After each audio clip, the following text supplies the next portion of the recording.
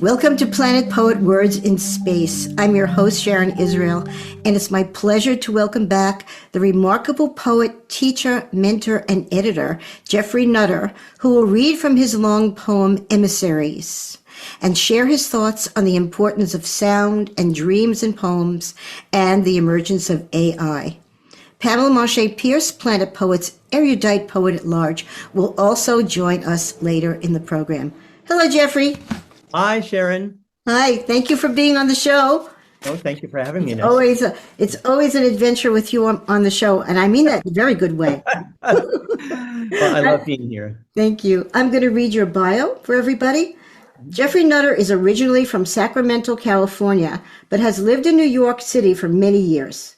He is the author of Giant Moth Perishes, Wave Books 2021, A Summer Evening, winner of the 2001 Colorado Prize, Water's Leaves and Other Poems, winner of the 2004 Verse Press Prize, Christopher Sunset, winner of the 2011 Sheila Motton Book Award, The Rose of January, Wave Books 2013, and Cities at Dawn, Wave Books 2016. Geoffrey has taught poetry at several schools, including Princeton, Columbia, University of Iowa, NYU, and the New School. He runs the Wallson Glass Poetry Seminars in New York City, where he conducts day-long writing sessions for people from all over the world, and also does private consultations. Yes, I love Wallson Glass seminars. They are a highlight of my life, Geoffrey. But I want you to, let's just jump in. Would you read us a section from Emissaries? Okay, sure. Maybe just 5 seconds of background. Sure. This little section that I'm reading is from the general prologue to the poem, which is sort of like a prologue that explains, well, I'll just kind of jump in halfway through this prologue. Thank you. Oh, and the speaker here, that is me, is waiting very apprehensively for this sort of person or important person or diplomat from Tibet. Still, I'm here, and work on this project continues apace. And after 7 years, it nears completion. And just in time, for our guest will arrive soon. I was trying my best to learn his language.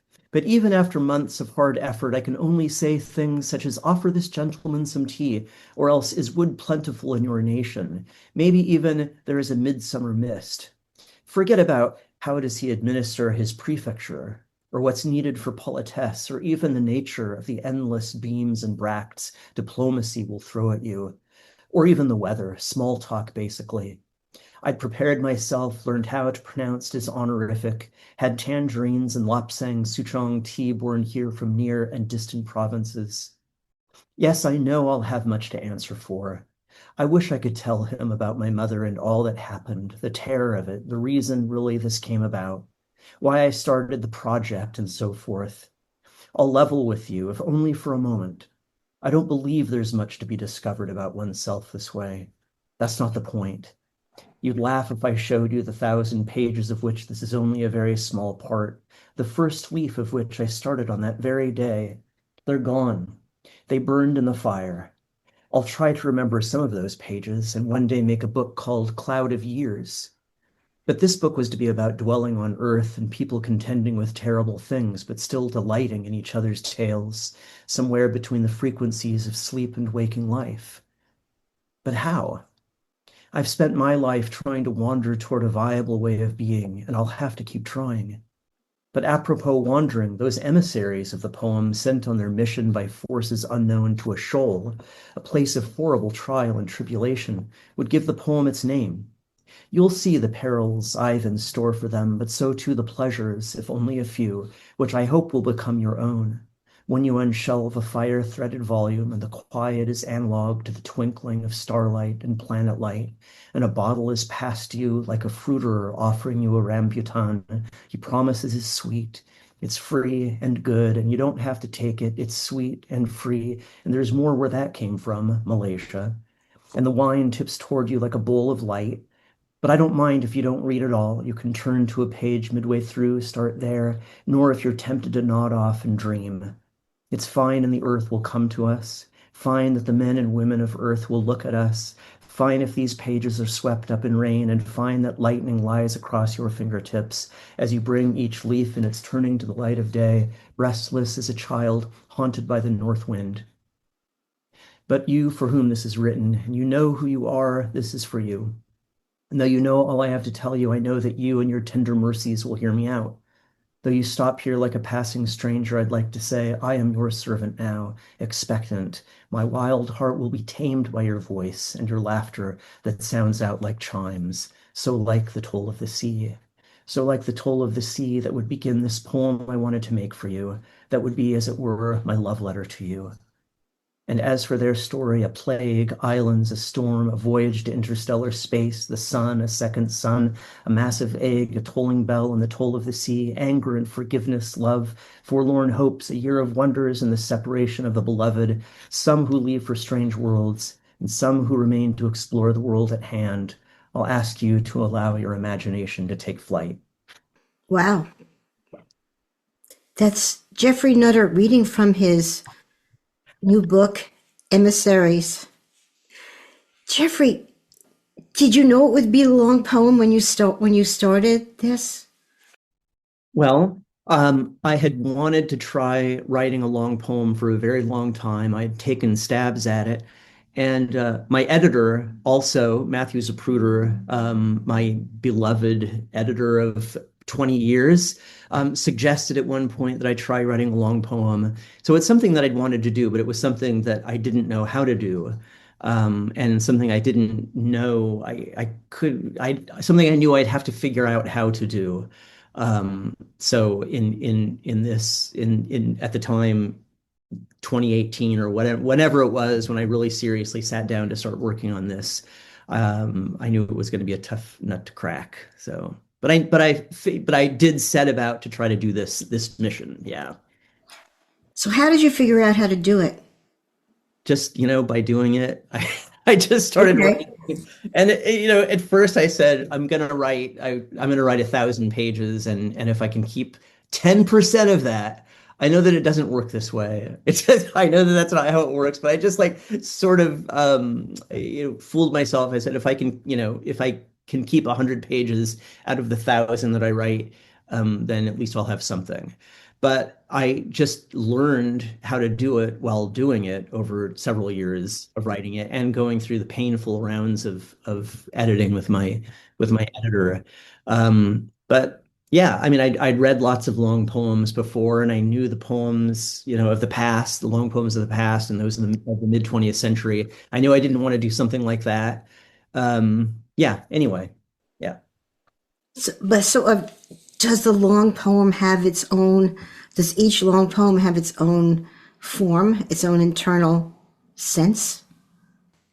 Yeah, I mean, of course, the long poems of the past, right, had sort of were had plots in a way, right? We're talking epic poetry or things like the Fairy Queen, which is something that really inspired me. Spenser's Fairy Queen inspired me because, C.S. Lewis has a great essay on the Fairy Queen where he talks about the polyphonic narrative, which basically means that Spenser was doing whatever he wanted in The Fairy Queen. He let himself, which I love. He let himself, if the plot goes in one direction, something is happening in the plot. Two knights are having a battle alone in a forest, and then a woman rides by on horseback, and then suddenly, whoosh, the camera follows her to wherever she's going and leaves the two guys having their sword battle in the woods. And it just continues that way, kind of like the old what were those old maybe Laurel and Hardy shorts where things would just kind of like go crazy and one thing would lead to another. But that's sort of what I figured I could do with my limited technical abilities, with having really no grasp of narrative, but just like sort of wanting to keep things going and have sort of a sense of narrative. I knew I didn't want to do something like, William Carlos Williams's Patterson or some of those other long poems written in the mid 20th century. So yeah. And yet, I knew I didn't want to write something like Fairy Queen either, or, Paradise Lost or something, right? Something more, I'm a fan of Wordsworth's The Prelude, which is just like a long, long poem about, about the poet's imagination, the life of the poet's imagination, which I think is kind of great, although quite boring at times. I didn't want to be boring. I didn't want to Not write. boring. It's not boring. It's filled So, with feeling and anguish and joy. well, It is. It is. You talked about the Fairy Queen and the polyphonic method. yeah. That's sonority, right? It's phonics. What does it do with Yeah, sound? I mean, what was he talking about there? Polyphonic, what did he mean there? Several voices? Is that where, or what is that even, Yes, that must be, I guess. right? Lines. And just sort of that he could this Renaissance, oh, that's what he called the Renaissance polyphonic narrative, which is just like this, kind of it, it was something like so amenable to the time where you could just kind of do what you wanted. There was just a wildness It there. sounds very scientific, actually, too, for the Yeah. that's fine. There's that also. But that gets me to ask you, I mean, when you read your poem, the sonority of it, the sound of it. Okay. Your poetry has so much. The sound is so important. Do you concentrate on sound when you write? How do you do that if you do? You know, I think it's very, very important, right? Rhythm is extremely important, and if that is not something if a poem doesn't move, then there's a problem, right? I really think that probably the most important thing is that a poem really move, and I really wanted this to, regardless of how long it was going to be, it needed to prove upon the pulses, as I think it was Keats who said that, right? It needed to really move. So I did pay some attention to that. Not first draft. I kind of like when I first started writing, I was writing by hand, kind of in prose almost, but it was a rhythmic prose. Um, and then I went through and re-edited it and put almost everything, put a lot of it in sort of five or 6 beat lines. So I wasn't rigid about it though. I didn't want to use a constraint in a way that was rigid. I wanted to remain flexible. So, but no, I think the sound is really important. And I hope that a reader of this poem finds that it flows. I was just going to say the sound makes it flow, right? Yeah. The sound of it. Yeah. Would you read another short excerpt for us that I'll try to keep it short. we Okay, here we we can go. concentrate on the sound? Okay. I know, Astrid. I read something like that in a book about the constellations. It was mainly about the summer stars. How funny that I should open the book right to a schematic design of stars. The summer stars and their spectral classes. Meteors are visitors from deep space, but most of them are small as grains of sand. A gorgeous astronomer told me this once, and most never touch the earth. She told me that too, and that everything will come back round like a wreath of strange unlikenesses. The great nebular arm reaches upward, stretching millions of years into the future or the past, where they are looking at it too, a cloud of time floating outward. They will never reach us in the dimension that we know as time. And now the golden hour fades into night. Later, as day is gradually breaking, comes the dawn awareness, the understanding that it's him again. Yesterday's visitor has decided to come again. Really, again. He stands in the doorway shyly, then enters and sits with me quietly, and we sit staring at one another until we slowly petrify, become brittle, and then gradually dissolve like marl in the streams of flowing rain. Still, I don't mind it here on this shoal. I found some happiness among a bunch of bird cages and a micro hutong under a tangle of power lines. Hmm.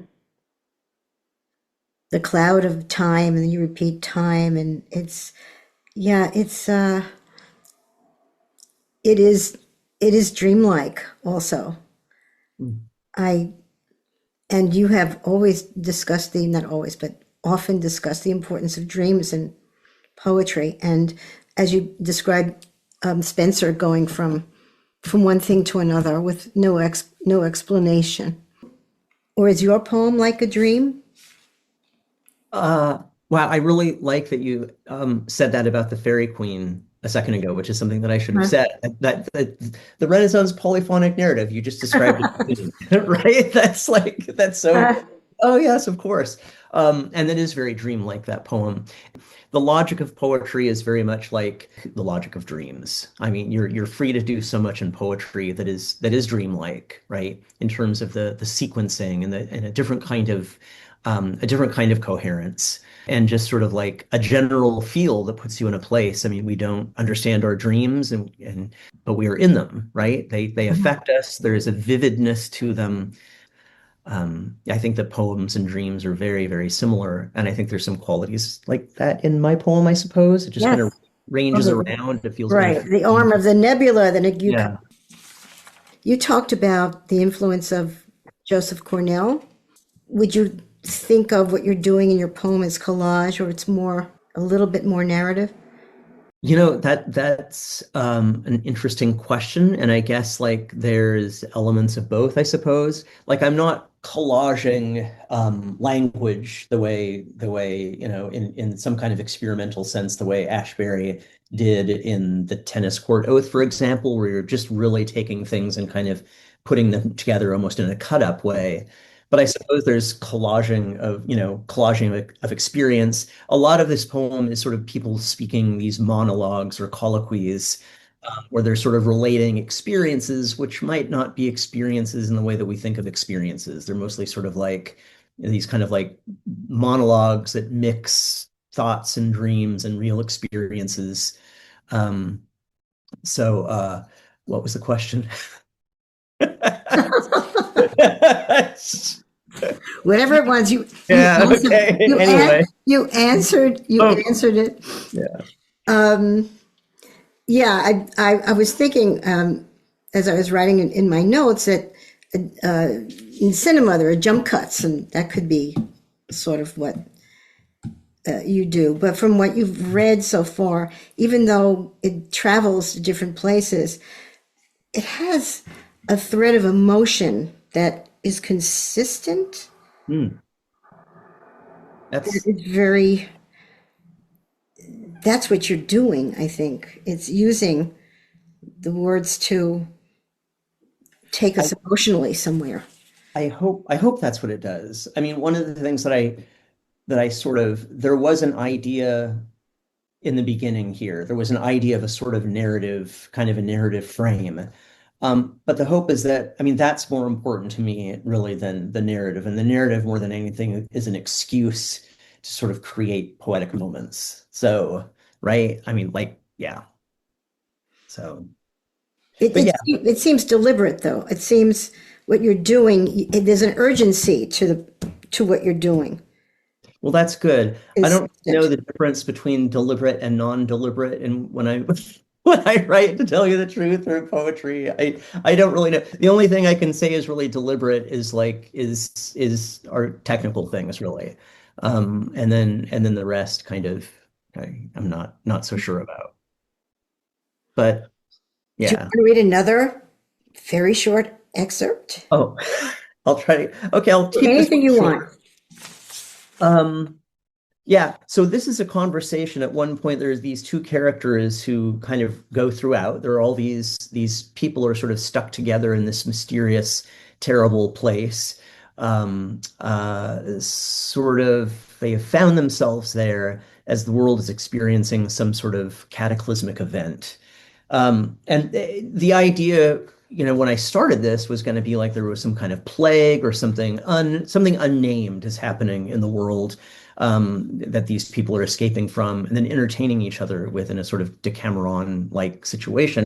Of course, this was a year before the pandemic, which was an interesting confluence that I was writing this kind of this thing that I'd started the year before that was sort of very similar to the idea of like people being kind of quarantined together. So these two characters sort of have a terrible fight, and then this character Carl reads a long poem series to Astrid, and then afterwards they have this conversation, and this is a bit of dialogue in the poem. Thank you, Carl.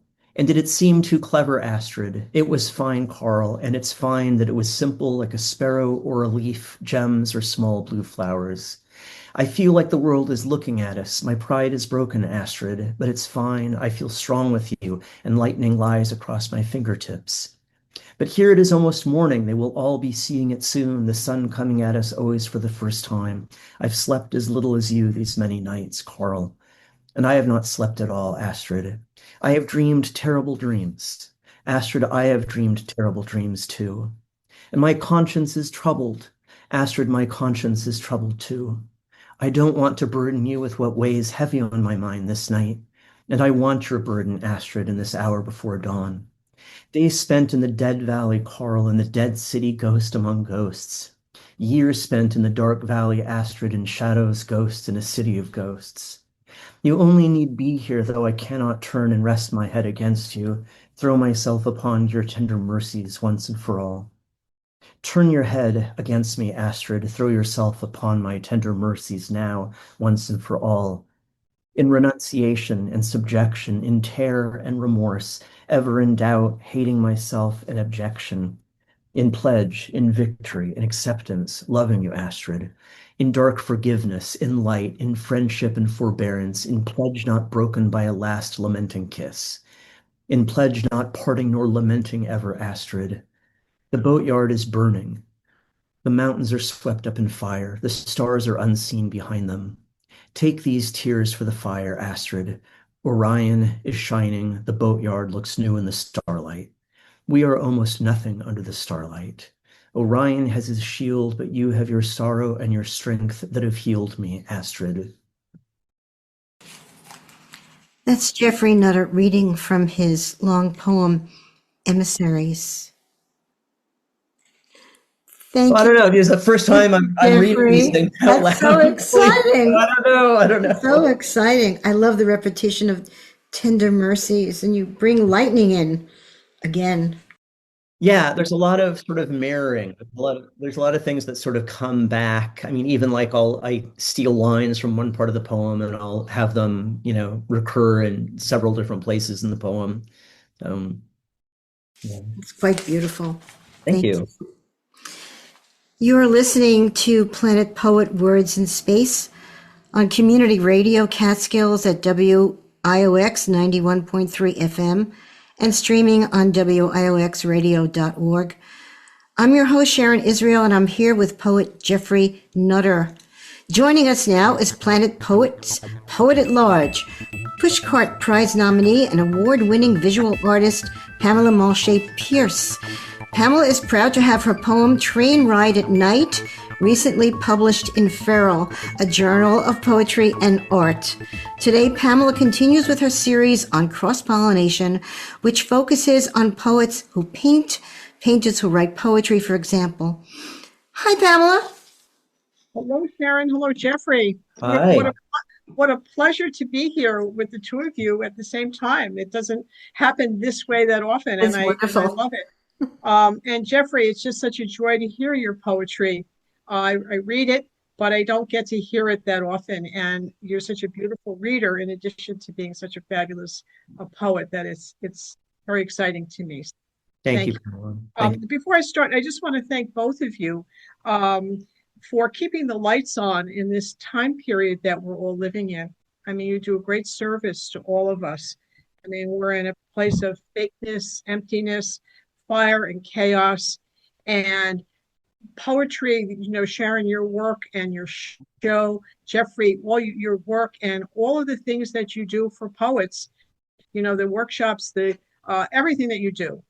Really keeps this valuable, important, soul enriching part of life, and we need you more than ever.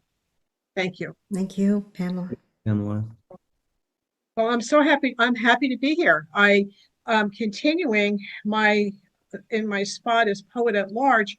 I've focused many times on what I call cross-pollination, which is how these poets especially either are making art, or artists are writing poems, or any of these things back and forth. And what I discovered as I was working on this for today there's so much written about that. I mean, I have a wonderful book, the poet J.D. McClatchy, which is called Poets on Painters. And I recommend that. It's a great read. Elizabeth Bishop, Mark Strand, all of them. It's wonderful. And so there's a lot of interest in this subject. On the show, I've talked about Marc Chagall and his poetry. I've talked about Picasso with a broken heart taking a year off from painting to just write poetry, which is really interesting stuff. Things often coalesce, and I realized recently that people comment often about the color in my poetry. When I was working on my chapbook Widowland, my editor said, there's a lot of color in here. You really like the color red a lot. And I've had that feedback. And when I was talking with Sharon recently, I was telling her, I have no musical training. I'm tone deaf. And yet people say to me that there's the rhythm in my poetry is really, really terrific. And she said to me, but you have a dance part in your life. You're also a dancer. And I know as a dancer, my major strength is that I have impeccable rhythm. If nothing else, I have impeccable rhythm. And then it occurred to me that today on this show, I would be with two other cross-pollinators. That Geoffrey, you're a poet and you make art. Sharon, you're a poet and you sing. And I'm so curious about this. People will talk, well, this is so written about this happening, but absolutely no one talks about why does this happen. So I wanted to throw the question out to the two of you. Why do you think that you are doing this? How does it impact your poetry? How does your poetry impact the other work? Why?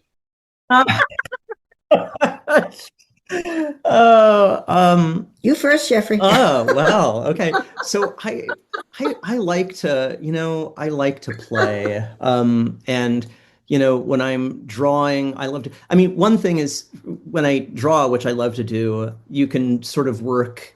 I envy this in visual artists because I don't consider myself really a visual artist, though I play with it. You can work for 12 hours at a stretch. You can I can sit in my little workspace and work from 6 in the evening until 1 a.m.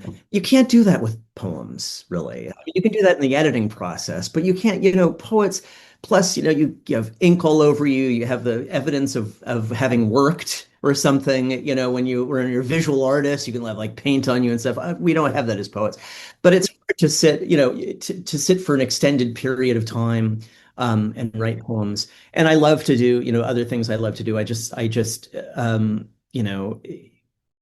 I'm not writing, and that's plenty of the time, then it gives me an opportunity to make things and sort of live a life of the imagination and dreams and see interesting things bodying forth into the world, and to play with stuff.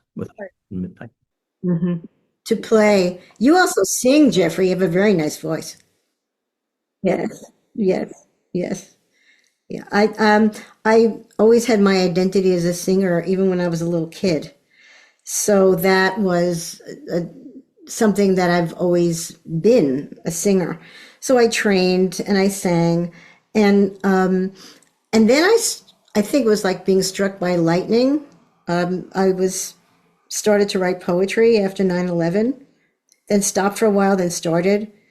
I would explicate poetry in college. A professor said, "Your poetry, your essay, I can't mark it. It's too poetic." It was ridiculous. So this kind of stuff, but nothing. It didn't matter. But then I started writing poetry, and it was, oh, this is different, but it's the same. And but it's not as singing for me. Now I sing in choir and chorales, and it's very immediately emotional. I mean, I can place the sound now. I know how to sing a high note. The voice, I'm older now, so it's not, it's something else. But there's an emotional soaring that is there, and sometimes happens with the poems, but not like this. So it's a very different experience. But I used to collect jewelry and do a lot of since I started writing, I have stopped collecting everything. So you tell me what that means. It's like I have no desire to do more capitalistic things, if you want to call it. And I think the play idea for me is really important. I was thinking about this, and making art is more playful for me for various reasons. I read before I went to school, and I've always been writing. I've been writing since I can write. But I always felt liberated in the art room at school because it was messy, and because I am messy, and because being messy at home was not a good thing. And I think that because I was the writer in school, that I took it seriously, so that I could go to the art room and there was no, I could do anything I wanted, and I didn't have to produce anything. So I think for me, and I went back to I never made art in my life until my early 60s. And I've been doing that for the last since then. And I walk into the studio, any studio, and I immediately I exhale, because I know that I can make a mess, and I can experiment, and I don't feel that there's pressure on me to produce or to achieve anything. So it's great liberation. That's so fascinating. I love that for both of you. It's very good. I'll just end with a very quick anecdote. When I was at the Art Students League, I remember a notable experience. It was a Sunday morning, and the store opens, the art supply store opens at 11, and I happened to be down there, and I noticed a man tapping his foot, standing waiting for the doors to open. It was Tony Bennett in his house slippers. And he was waiting for the coat, but he didn't, his slippers, and he was waiting for the shop to open.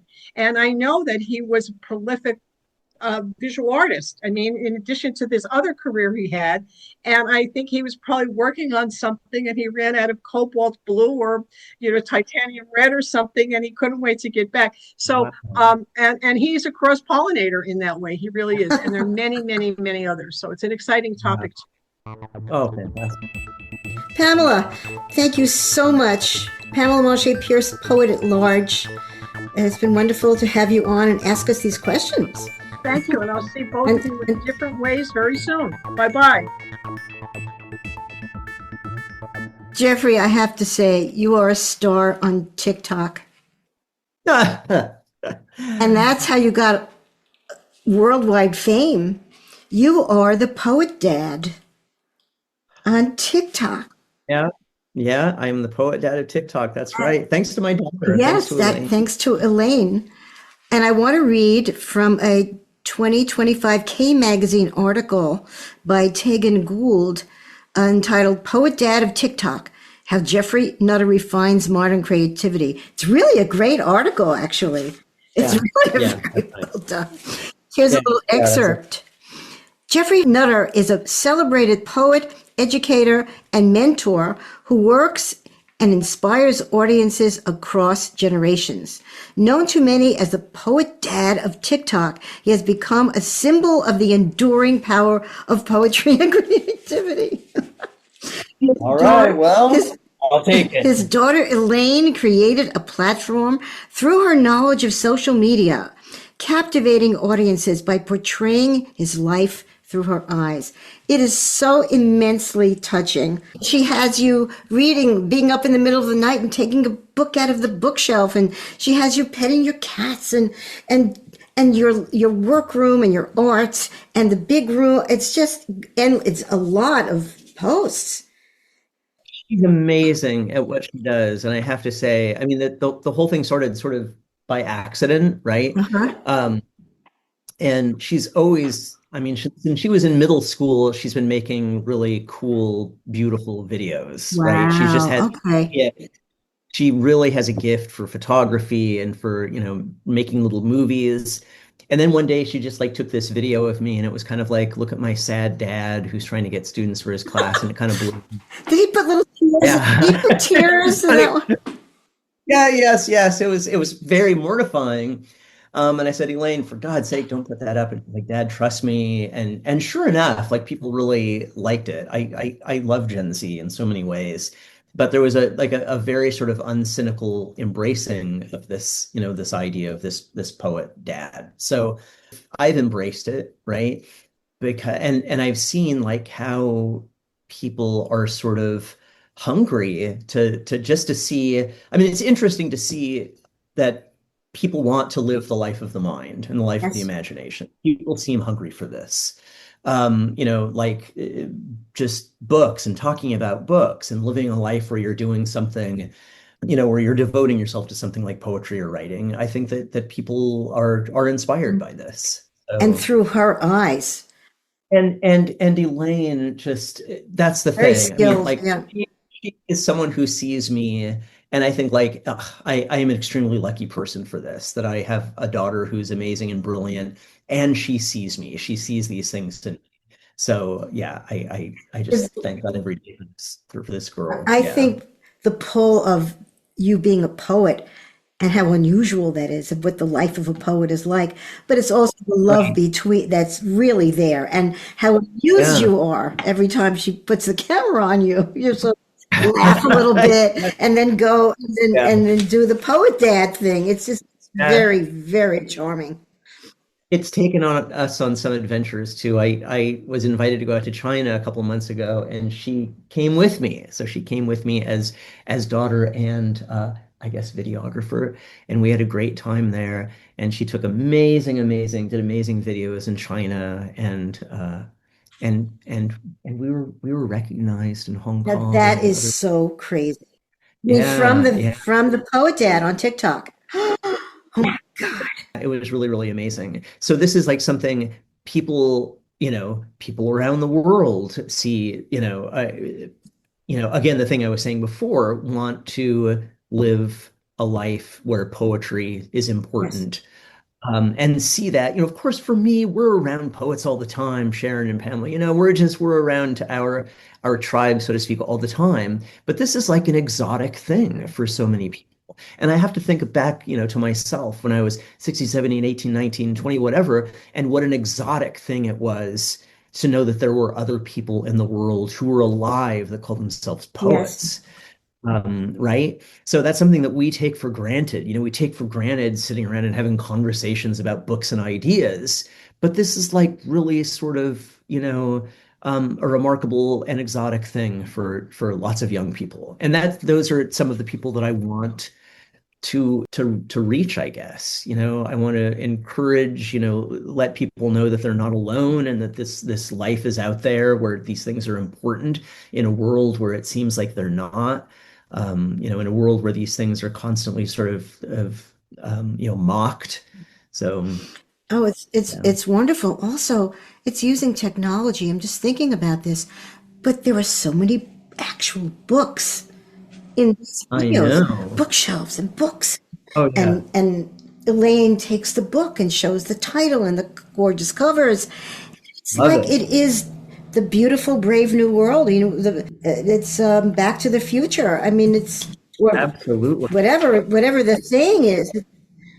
I get to show off my books, which I love, of course. Yes. And you see there's this whole side of social media of people who love books, right? There's a whole, book talk. There's a whole subculture out there of people who love, well, slow technology of all types, but books, for sure, which is again really cheering. It's really good for the morale. And we get to see some of your followers on Wallson on when you conduct the seminars, because they come to Yeah. you after a while. They sort of come to terms with what they want to do and make the leap to Wallson Yeah, Glass. absolutely. People always describe sort of a period of apprehensiveness, or they see the videos and they want to come, and then they wait a year or something. And but yeah, many people show up, and that's a It's wonderful thing. thrilling to see, and the profound responses. I heard from the article that one of your followers said he or she is rethinking my business major.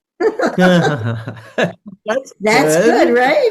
I I wouldn't want to tempt anyone I know into the the dark dark, the dark arena of making side. money. Yeah, yeah, do it right, exactly.